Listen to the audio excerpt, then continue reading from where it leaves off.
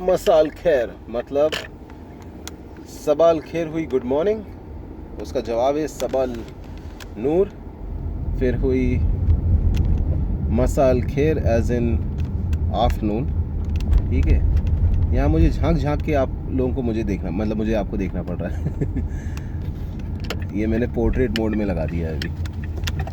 तो खेल ऐसा है कि एक हमारे दोस्त हैं, खेल नहीं मतलब ये जो चर्चा का विषय ये चल रहा है हमारे दोस्त से, वो यही चल रहा है कि वो यूएई से मिस्टर सकीर करके हैं, he is planning to go to Abha. ठीक है, he has 6 days in hand जिसमें उनको इफ़ेक्टिवली 4000 किलोमीटर्स करने, विच कैन बी डन। उनको 3 दिन मिल जाएंगे आभा में, that is a good thing. और वही प्लान हो रहा था रूट को लेके, एंड ही वाज थिंकिंग कि 4 days ये वाली रूट गूगल ये दिखा रहा है वो दिखा रहा है, सो अगेन वही सब चल रहा था। बट आभा ऐसा like we have been multiple times to Abha from Dammam, and what I have figured it out, Abha okay mountain है, वहाँ आपको एक बड़ा अच्छा माउंटेन से व्यू ड्रॉप मिलेगा, मतलब पूरे क्लाउड्स छाए होंगे नीचे वैली में। हाँ, but not during the rainy season, क्योंकि रेनी सीज़न में तो कुछ दिख ही नहीं पाएगा आपको। तो वो जो ठंडी का टाइम होता है ना, हिल गए, ठंडी का टाइम होता है ना, वो सबसे बेस्ट टाइम होता है। और वो ठंडी का टाइम अभी है नहीं, 26 डिग्री दिन में है, 18 डिग्रीज इन द इवनिंग है, तो ऐसी कोई ठंडी नहीं है। इट्स अ बेरेबल, मतलब it's an all right climate. उसके बीच में आपको ये सब ब्रेव करके जाना है, क्योंकि जैसे यहाँ सैंडस्टॉर्म है तो खाली एरिया में हाईवे पे भी सैंडस्टॉर्म ही आना है। So that is one thing.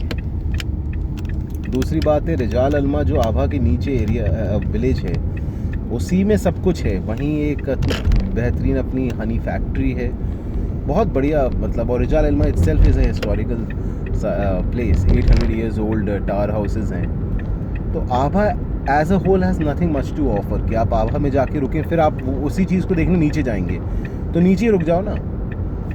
तो ये चीज़ ध्यान रखना ज़रूरी है whenever we travel.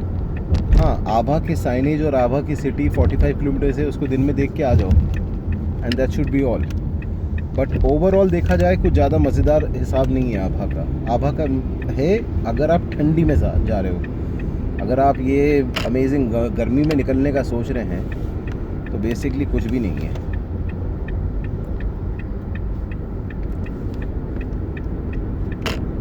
Safety first, सामने वाले ट्रक पे लिखा है सेफ्टी फर्स्ट।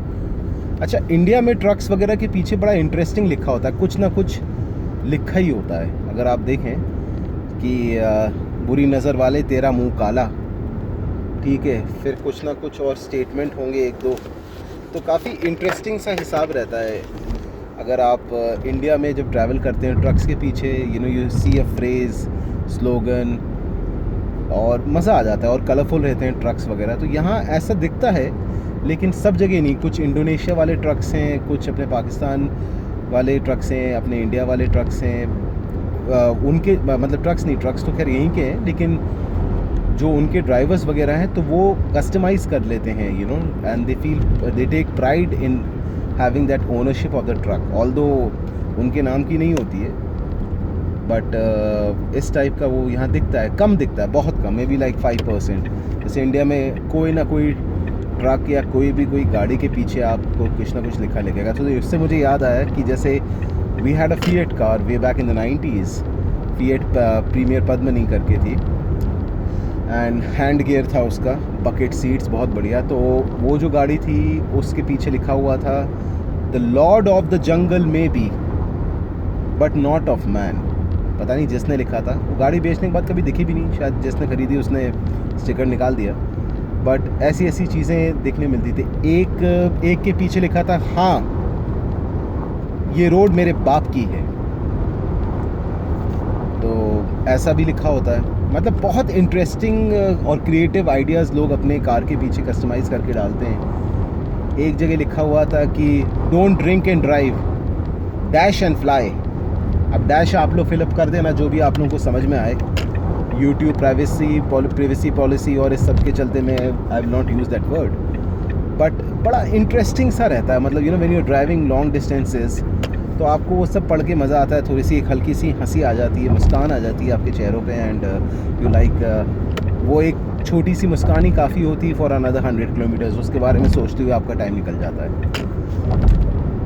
तो काफ़ी इंटरेस्टिंग। जैसे एक बार ऐसी हुआ था, one of our uncle, okay, हम लोग क्रिकेट मैच देखने जा रहे थे बेंगलोर में, चिन्ना स्वामी स्टेडियम में, और मैच ख़त्म हो गया, या मैच, हाँ, देखने जा रहे थे एक्चुअली। हाँ, तो रास्ते में स्कूटर पे दो लोग दिखे, ठीक है।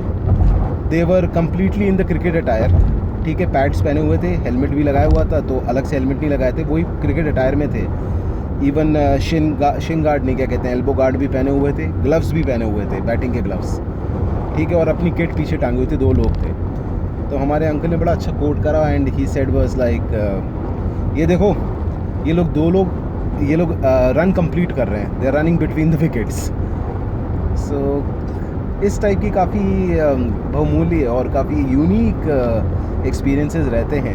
Specially you must have an eye. मैं सोचता हूँ कि कहते हैं ना कि माइकल शूमैकर के जाने के बाद फरारी क्या कर रही है, कुछ भी नहीं कर पा रही। So you can't really say, yes definitely 80% अगर सक्सेस रेट था फरारी का बिकॉज ऑफ द इंजन, तो 20% जो था जिसमें हमेशा they won the pole position, not the pole position, entire thing, मतलब फार्मूला 1 जीतने का कारण यही था बिकॉज शूमैकर था, ठीक है। तो जैसे वो उससे याद आया फार्मूला 1 रेसिंग को लेके कि मतलब यू एक्सपीरियंस 7G और not 7G 2G 3G forces at the chicane, at the turns. इतनी स्पीड होती, 225 किलोमीटर पर चला रहे हैं हल्की गाड़ियाँ। और R8 सेना करके था बेचारा, वो he died because of you know the dynamics. Safety feature formula 1 racing cars की तब नहीं थी। अब आप कोई भी फार्मूला 1 रेसिंग कार देखेंगे तो आप सोचते होंगे सर के पीछे इतना सा हुड क्यों है ऊपर। अगर गाड़ी टॉपल करती है तो पहले उस पे आएगा, फिर the head will not take the brunt of the attack of the accident. So ये सारी चीज़ें रहती हैं। तो उन लोगों ने उस एक्सीडेंट के बाद they thought about safety features for the car. पहले ये था कि बस भगाओ, जेट का इंजन लगाओ और कार भगाओ। तो बहुत ही टफ स्पोर्ट है formula 1 racing. It's not easy at all. लगता है कि बस ऐसी गाड़ी चला दी। यूल बी सरप्राइज कि जो उनका सूट होता है वो फायर प्रूफ होता है। पहले नहीं था ये सब, लेकिन ये पिछले 20 सालों से 30 सालों से इन लोगों ने ये सब चेंजेस लाए हैं for the safety of the driver. And fire proof suit होता है कि आग लग जाए तो यू नो वो बच जाए। हेलमेट में सारे उसके ग्राफिक्स और सब अपडेट आ रही होती है, माइक्रोफोन वगैरह होता है। जो टीम बैठती है, कम से कम 20 लोग बैठते हैं पूरे समय, हर सेकंड, क्योंकि मिली सेकंड पे ही आप फर्स्ट आएंगे, सेकंड आएंगे, थर्ड आएँ, ऐसा खेल है। और फिर पिट स्टॉप पे गाड़ियाँ के चक्के चेंज होते हैं, वो भी चेक हुआ जाता है। इसलिए पहले रेस डे संडे, हमेशा ही संडे को करते हैं, बट रेस डे से पहले Friday Saturday you know they do the trial lapse. उसमें पोजीशंस वगैरह डिटरमाइन करते हैं, पोल पोजीशन और ये सब वगैरह। सो ये formula 1 is quite a challenging sport, no doubt. Bahrain में अगर you don't need to be a formula 1 driver, but all you need is to have the guts to experience this. 40 BD लेते हैं वो लोग, that is 400 riyal, that is 8000 या 9000 rupees.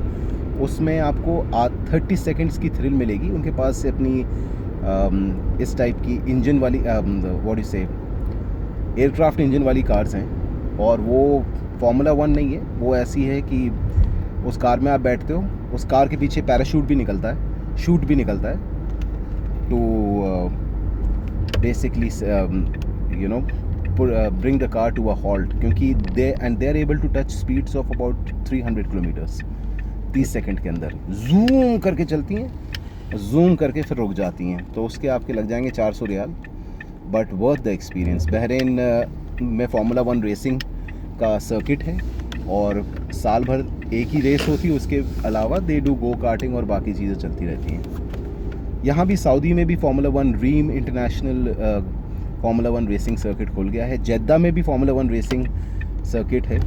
और Saudi की सबसे यूनिक बात यह है, सऊदी अरेबिया में जो फार्मूला 1 रेसिंग का सर्किट जेद्दा में है, दुनिया में ऐसा सर्किट नहीं है। बाकी सर्किट्स वगैरह ग्राउंड मतलब रेगुलर लोकेशंस पे हैं, बट ये वाला जो सर्किट है आप सोच नहीं सकते, ये नेक्स्ट टू द सी है, basically next on the beach. जो जेद्दा का सर्किट है, इट्स वेरी यूनिक। मतलब your next to the corniche कहते हैं यहाँ बीच साइड पे, पूरा 2.5-3 किलोमीटर का ट्रैक है and it's really worth it. क्या कर रहा है? अच्छा वो तो अरे स्कूल ऑफ हुआ है ना, तो बच्चे यहाँ से हम भागते रहते हैं। इस समय जब भी आप रोड पे चलाएं, टर्न ऑन द हैज़र्ड, क्योंकि भरोसा नहीं है कौन सा बच्चा कहाँ से आ जाए। बच्चों की गलती नहीं है, you have to be more careful. But मुझे हमेशा लगता है कि स्कूल के पास ना इन लोगों को पिकअप ड्रॉप पॉइंट नहीं बनाना चाहिए स्कूल से लगा हुआ। बाकी सब नेबरहुड की पूरी यातायात, पूरी ट्रांसपोर्ट का बैंड बज जाता है। बच्चे यहाँ से भाग रहे, कोई कार वहाँ से यहाँ जा रही, कोई इधर से वो जा रही, सब कुछ मतलब ऐसा लगता है वो बचपन में खेलते थे ना अपने वहाँ दिल्ली में था ना, क्या नाम है, अपोलो सर्कस नहीं, क्या नाम था, अरे भूल गए उसका। बेसिकली अम्यूज़मेंट पार्क था काफ़ी फेमस, जैसे एसएल वर्ल्ड बॉम्बे में है था।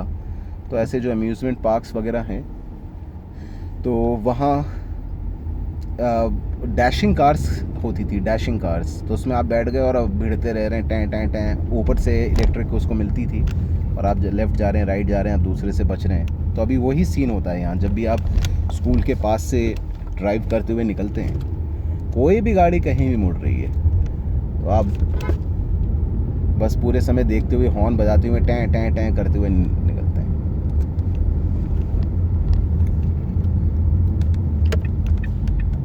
ओके गाइस, चलें, let's have a satisfying lunch, और फिर उसके बाद फिर हम बात करेंगे अबाउट द कश्मकश और द प्लानिंग फॉर ट्रैवल, कि क्या करना चाहिए, क्या नहीं करना चाहिए। क्योंकि आप कहीं भी जाएं तो कम से कम 2-3 दिन अगर आपको वहाँ जगह मिल जाती हैं 4000 किलोमीटर चलाने के बाद, तो आपकी ट्रिप वर्थ इट है ना। नहीं तो फिर बस वही है कि भाई आप माथा टेक के आ गए, दैट्स ऑल। ओके।